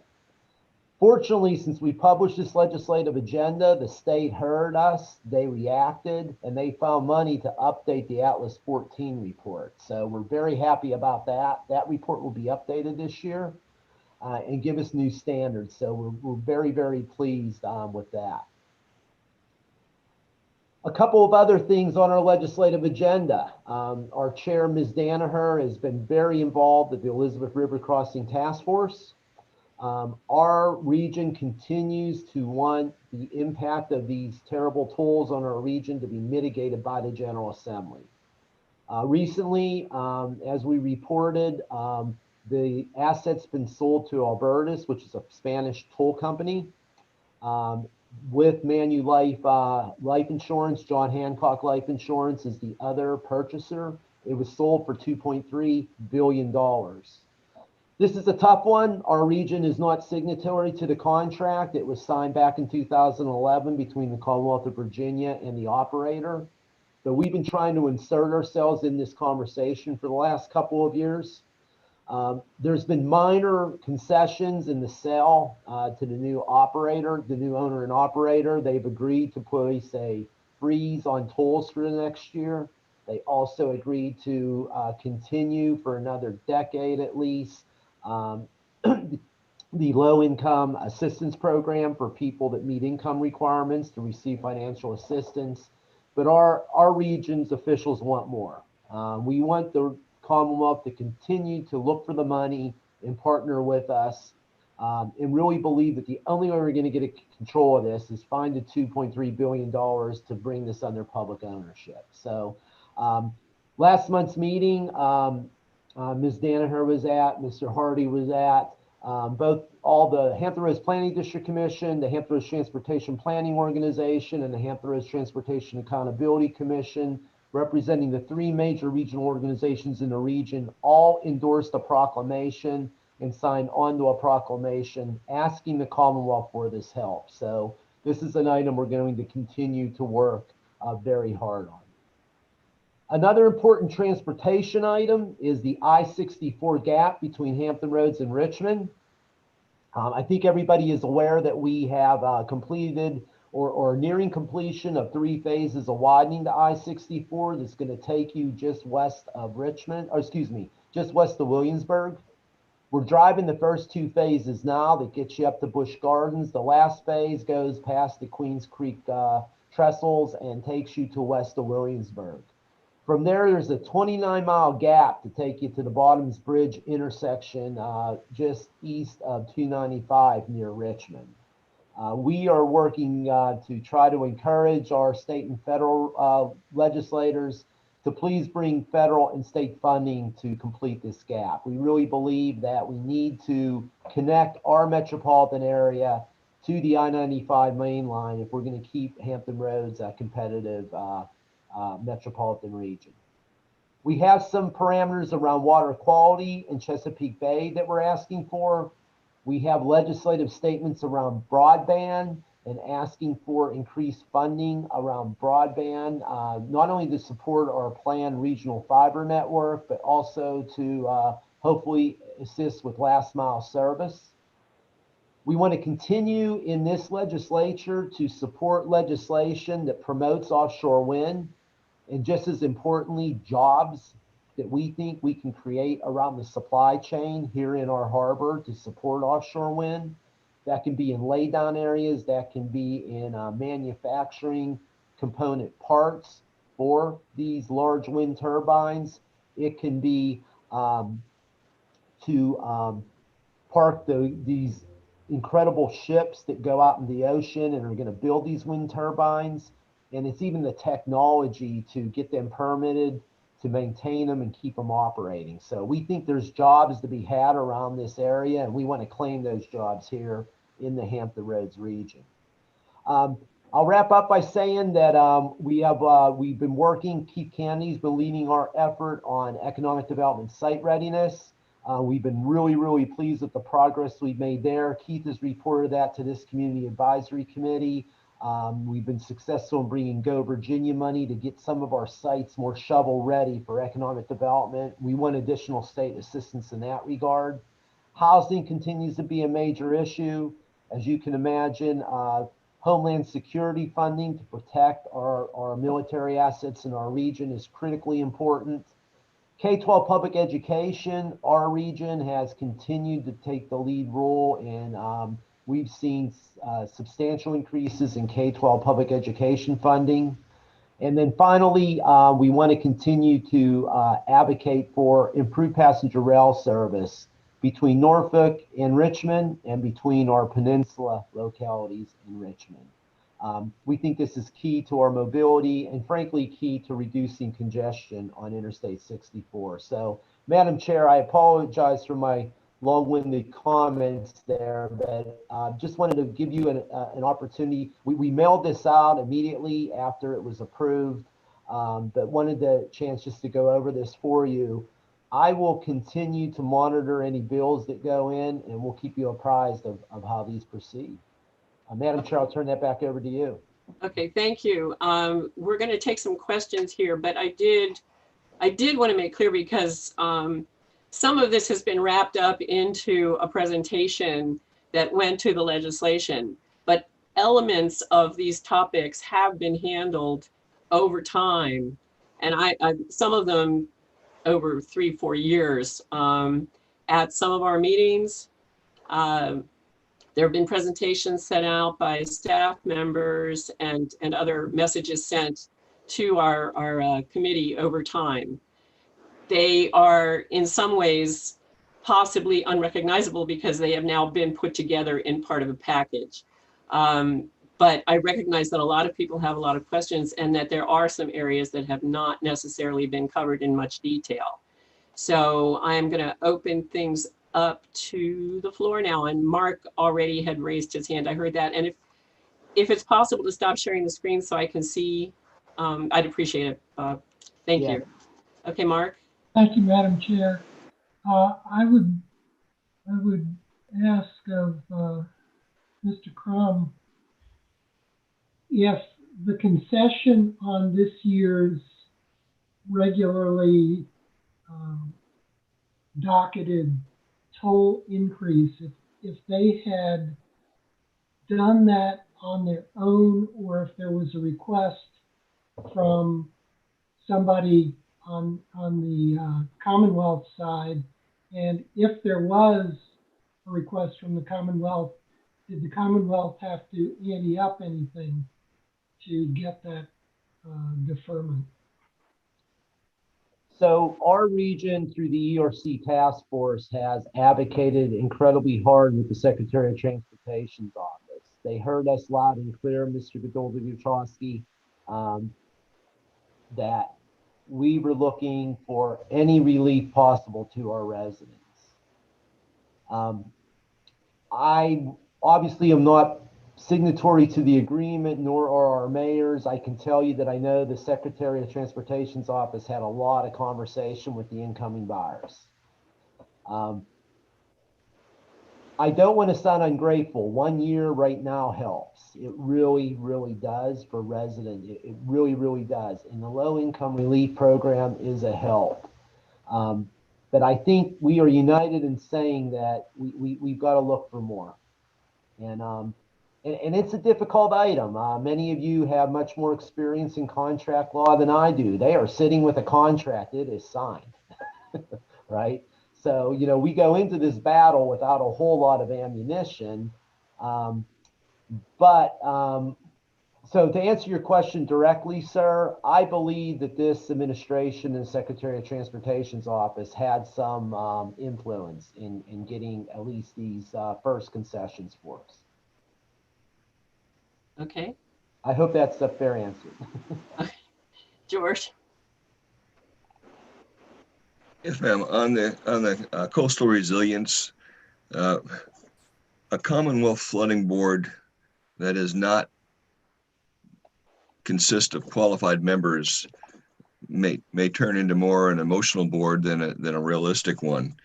The media misinformation on this has been large. It's been weak on evaluation of the actual causes. I fully understand that I hold a minority opinion on global warming and sea level rise on this board, but any orders that anything that discusses mitigation and resiliency must consider, you know, what I consider more significant contributing factors in CO2. Coastal erosion is huge. Urban hydrology and infill, especially with infill lots, it has been a problem in every urban coastal community in the country. Failure of cities to keep their drainage channels clear. I've been on FEMA boards where that's why Newport News got flooded so bad with some of the storms.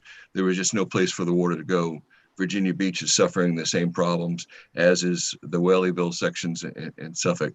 If the water has no place to go, the flooding is going to get worse. Inadequate building codes in terms of minimum elevations to permit construction of livable space. That needs to actually consider all these issues and subsidence. I'm very positive on the fact that disclosure to property owners of where they are in the current NFIP flood map. That is huge. I've been arguing for that for decades. The real estate people don't want to get involved with it, but it's not that hard to get an NFIP section of the map, put a little X where the property is you're buying, so people don't go in blind and then surprised that they're in a flood zone, or they're not in an X zone outside of the 500-year floodplain. So anyway, I'll just leave it at that. That's a very positive, but the other issues are that, cities don't want to look at them because it means changing their building codes and, their building inspections, and developers don't want that because it's a little bit more expensive when you have to increase your minimum building elevation, a foot to a foot and a half to account for what's really going on. Thank you. Thank you, George. Yeah, go ahead, Brad. Thank you very much, Madam Chair. And I, along some of the same lines as George just said, and what piqued my interest was that Bob Crum said that the city of Virginia Beach has done great work to do the 20% additional rainfall events. I agree that Virginia Beach has done great work in a lot of respects. I don't want to be framed as a climate change denier or anything like that, but some of the work, and we're seeing this in the development community, and it affects individual residential homes, and it affects big commercial projects and everything in between. Some of the stuff that Virginia Beach has done has been absolutely debilitating to the development process, and we are running into some challenges. So I don't want to just have the board believe that this is all daisies and sunshine. We're talking about living shorelines with as much waterfront property as there is in Virginia Beach and in Tidewater. Bulkheads are not good. Bulkheads bounce waves back, they create erosion, they create a lot of difficulties. But when you go to a flattened living shoreline, it eats up a lot of real estate. And in a lot of cases, you come up into the backyard of the house and sometimes all the way to the house. You have stormwater models that are not representative of anything in reality that has ever been evidenced or ever been witnessed by people who have been there 40 and 50 and 60 years. You have height separations that you need to get 3 feet or 2 feet of separation when you build your house above the FEMA flood zone or above a storm surge zone. And that's running into problems with height limitations on your homes. We're seeing that a lot at the north end of the beach and in Shadow Lawn, for those of you that are familiar with Virginia Beach. So again, the city of Virginia Beach has done great things with some studies and some other stuff. Some of the stuff they are doing is not so good. And I'd love to have more of that conversation, that there are certainly subsidence and sea level rise and things that we could be addressing. But some of the tactics and some of the procedures and some of the programs are pretty problematic. Thank you for the opportunity to say that. Okay, thank you. Anybody else have a comment or a question? Diana? You're muted. Unmute. You need to unmute. You're still muted. There Am you I go. unmuted now? Yes. Great. Go ahead. I tried the space bar and it didn't work. Maybe that's because I was typing. Anyway, I had a question back when we were on transportation on smart scale on putting resiliency in there, right? So on projects that we're doing resiliency, this is transportation projects, not some other kind of projects in smart scale, correct? Right. If we're doing yes, Ms. Howard, that's correct. Yep. Okay, and if we're doing resiliency, I would imagine that would be raising roads, bridges, that sort of thing. Yes, ma'am. Okay, I just wanted to clarify that. Well, great question and clarification. Thank you. Okay, anybody? Cynthia? Thank you, Madam Chair. One big player in all of this is VDOT. I know from my previous experience, and I'm sure Brad does too, getting VDOT to be at the table and to address a lot of these stormwater issues, because they also contribute a lot to the flooding, but they don't always take responsibility for the water that comes off of their highways. And so I just hope we include VDOT in any kind of future discussion. Thank you. Thank you. Anyone else? Okay. Last year, we as a body, by consensus, we agreed to ask Mr. Crum to draft a letter for us to send to the General Assembly supporting the legislative package. Would that be agreeable to do again this year for our members? Is there a consensus yes? Is there a consensus no? We're not supporting the package? Is there any discussion? Would somebody like to say something besides me? Hold on. Can I say something? Yeah, Madam you Chair? got it. You're unmuted. Go ahead. Okay. Since I don't believe that we discussed all of these things that are in the legislative agenda for us to have a position on them, I don't think we can support it. Okay. Would anybody like to respond to that? Yeah, Carlton, and then George. As Bob was going through the presentation, many of the things that he said, I recall having heard in various presentations over the past year. I think we should also realize this is not something that this group has created or adopted. This was created by our parent organizations. We are here to advise them, and I think some of the comments that Brad had are very good and things to be considered as part of that advice. But to simply say, well, I don't agree with the package, and so we shouldn't support it, you know, I'm not sure that's a good approach. Okay, thank you. George?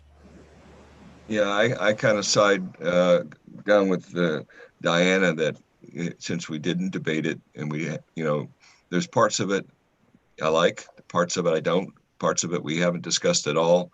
So lending credence to it or support of it, and when we didn't, you know, we weren't in the generation of it or in the review process for it, I think is overstepping where our role is. Thank you. Okay, anybody else have any? Oh, go ahead, Christian. Thank you. So I would tend to agree that while we may or may not support it on an individual basis, I'm not sure if it's the role of a community advisory committee to support a legislative agenda regardless of our personal feelings. Okay, anybody else? Yeah, go ahead, Bob. Yeah, and I just want to say, you know, thinking of the role of the CAC to inform your communities, to make them aware of work happening at the regional level. On this one, maybe your role, and I want to say first, I respect everybody's opinions, and there's going to be a variety of opinions about these issues. These are major issues, and they're very complicated issues, and there's a lot of perspectives. So it could be difficult for you all to take a position, and maybe your role is to inform your colleagues, you know, your neighbors, your residents about our regional legislative agenda, and allow them to form their opinion and what opinion they want to express to the legislators if they want to. Does that make sense? So many ways, you know, there's some things you might want to take a position on. There's some things you might be split on, but there's other things where you play an important role of pushing this information out to the community and helping us with that. And perhaps, Madam Chair, that might be the role related to this item. Well, one of the other things that we did last year was encourage individual members to contact their General Assembly members and other local representatives to talk about parts of the package that they were particularly supportive of or had issues with. So I would suggest that we go there. Yeah, Delcino, and then Brad. Yeah, I just want to piggyback on what Bob just said. I think part of our job is not just to advise, but also to communicate on behalf of the localities we represent. We're here. I represent Virginia Beach and certainly part of the region, but I think it's important to communicate the things that we're learning here. That the information shouldn't stop with us. That we have, I believe, that we have an obligation to share the information with the community. We're a public body, and so it's not so much form an opinion whether we voted up or down or support or don't support. And I think we need to share the information with the public, with those that we have influence with, And we don't have to have commentary on it. And we certainly wouldn't be speaking on behalf of the CAC. But as a member of the CAC, I think the onus is on us to make sure that we keep information out in front of the public. And those who do want to communicate to Bob or to the elected bodies can do so. But the information shouldn't stop with this body. Yeah, Brad, in just a minute, I'd like to respond to that. There's a very easy way in some cities. I know our city has, our meetings are all open to, video right now. There are Zoom meetings and they're open to video, our city council meetings. And I had asked our mayor a couple of years ago to make sure that in the reports to council, he included information about what was going on the HRTPO and PDC so that the whole community would be informed by looking at the meetings. And we also use social media to spread the word. So there are ways of doing it to get the word out there. Brad? Yeah, thank you, Madam Chair. And I don't know if Bob can't put such a fine point on this, but maybe I can. I'm not positive what our endorsement or non-endorsement of this legislative agenda would do. I mean, we may be aggressively in favor of some of the items. We may be aggressively against some of the items. It's certainly customary for a city council or a board of supervisors or whatever to put forth a legislative agenda like this for the General Assembly to consider. These are things that the General Assembly is already considering, and I'm glad that Delcino made the point that it's really our job as kind of the televangelists of the HRPDC to go out and share the stuff that is critically important and that we have a knowledge base about with our individual constituents or neighbors or city citizens or whatever.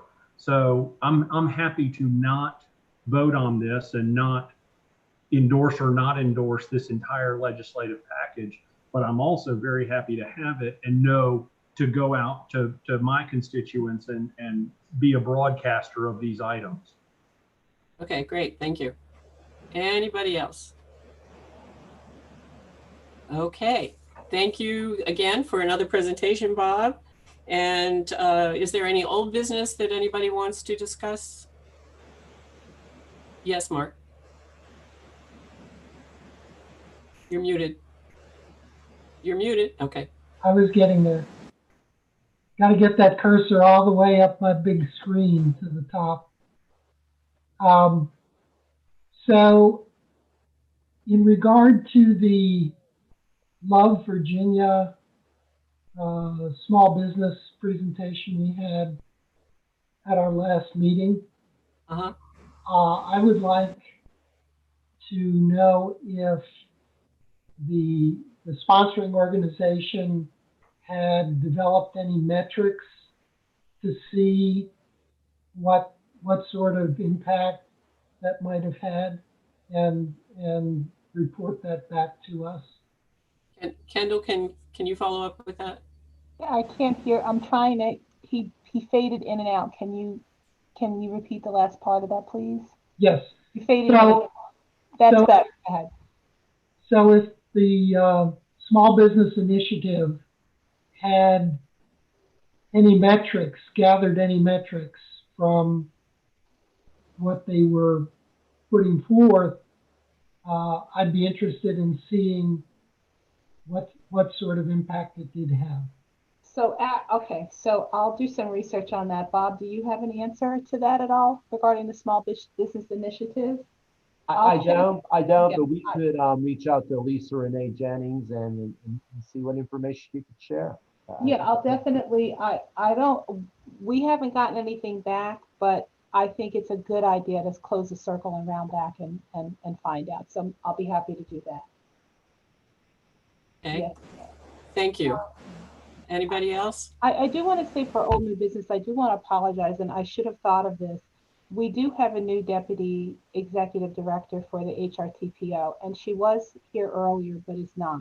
And you may remember her. Her name is Pavitra Pavatsarati, and she was here about a year after I started, and was here for maybe 2 years, and then left.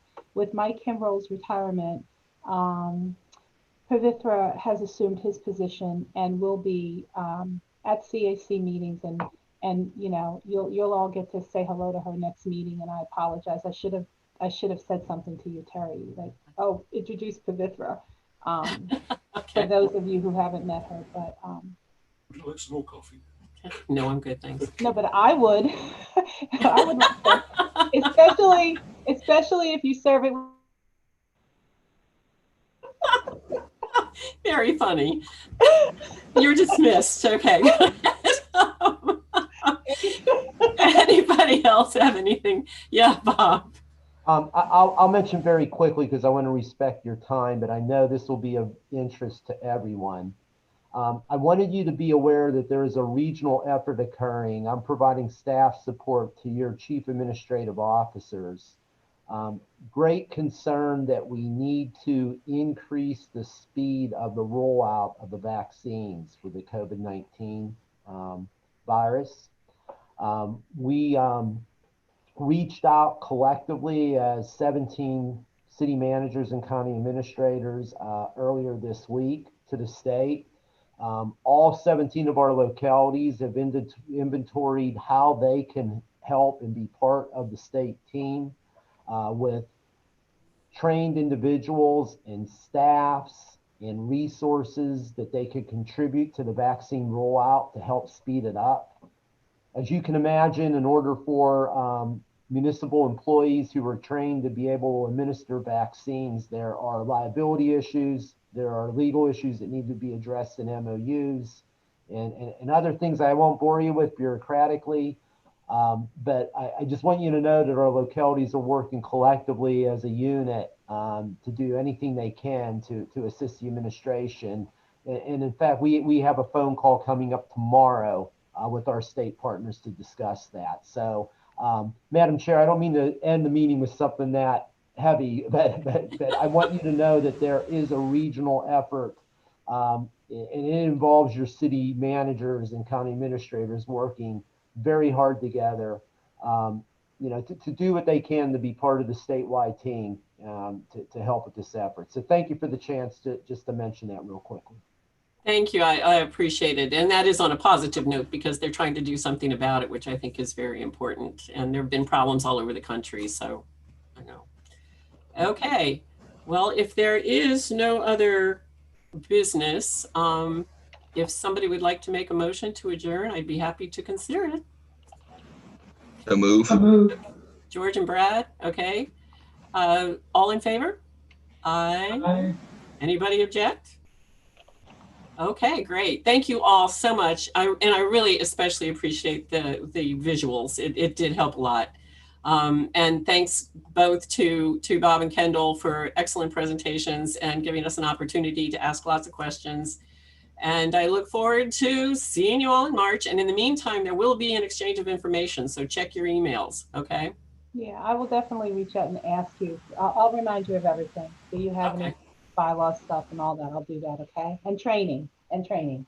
Great, perfect. We Okay. have our second RTAP meeting tomorrow. So if anybody has any input, feel free to let me know. I'll certainly carry it on to that group. Okay, great. Okay, thank you all once again and see you again.